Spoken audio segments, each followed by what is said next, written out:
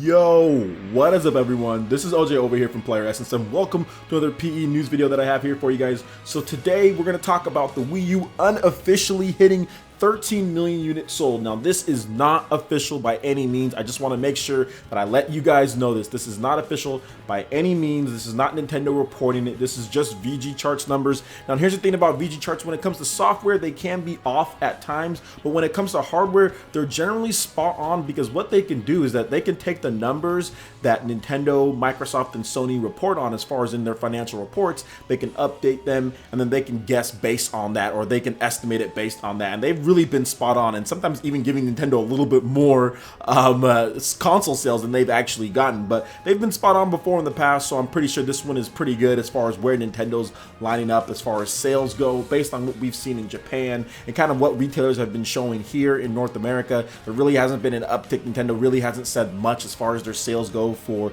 the Wii U, and as far as the NPD goes, we all know that from what the leaks have been showing that Nintendo really hasn't been selling that great, even with software coming out. It's just one of those things where 13 million units sold. This is easily Nintendo's worst selling main home console of all time. There's a couple other systems that they've released, stuff like Virtual Boy, Game Boy Micro, things like that really haven't done well. But as far as the main system goes, this is by far the worst selling one of all. So the Wii U, I think it's an enigma. It's an enigma because there's some good games on there and there's people that always praise the games, but then again at the same time you have to look at all the stuff that it doesn't have. There's so many things that people would have liked on the system where Nintendo would have taken it a little bit more seriously as far as online play. I think if Smash Bros and if Pokken Tournament and if Mario Kart had extensive online modes and extensive good online play with all the features and connectivity and things like that, in addition to third-party support and the other stuff that the other systems have, I think it could have been more successful. But the fact that Nintendo really didn't think about those things and didn't plan a system to be like that, I think hurt sales. I also think that the fact, obviously, no third-party support, that's really not good at all. And the gamepad, having the gamepad be the standard controller, whereas most of the games that Nintendo uses as far as their best games don't really need a gamepad, so people feel that it's a little bit too expensive. And it didn't help when Shigeru Miyamoto came out. I think he was trying to defend the system, but I think he came out and he actually made things worse when he said that, oh well, if the PS4 and Xbox One had a gamepad, they'd be $100 more.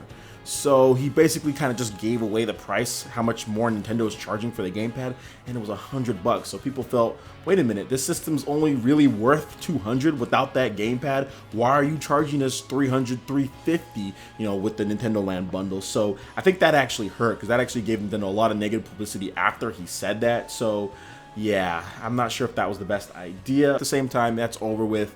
I think at this point, Nintendo can just look at what they did wrong and kind of say, okay, look, you know, we messed up on this, we did this wrong, and really just change up a lot of things. And I think that's what they're going to do. Based on some of the leaks that we do have, it does seem like Nintendo is making a system that is up to date with the times, and it's going to have some really cool smartphone integration. It's going to have some Nintendo missions, so their own version of the achievement system for My Nintendo. So I really think Nintendo can not necessarily hit a home run like they did with the Wii, but I think they can get back to the N64-ish type era. So you're getting 30 to 40 million, somewhere in that range, you know, N64, Super Nintendo. I think they can get back to that if they price it right, if of course if they push the system, and if they bring the big games that really utilize Nintendo's franchises and they're aggressive with it like Shigeru Miyamoto said. And they can't hold back on online. You can't have Pokken Tournament come out and then it's called Pokken Tournament, but there's no online tournaments.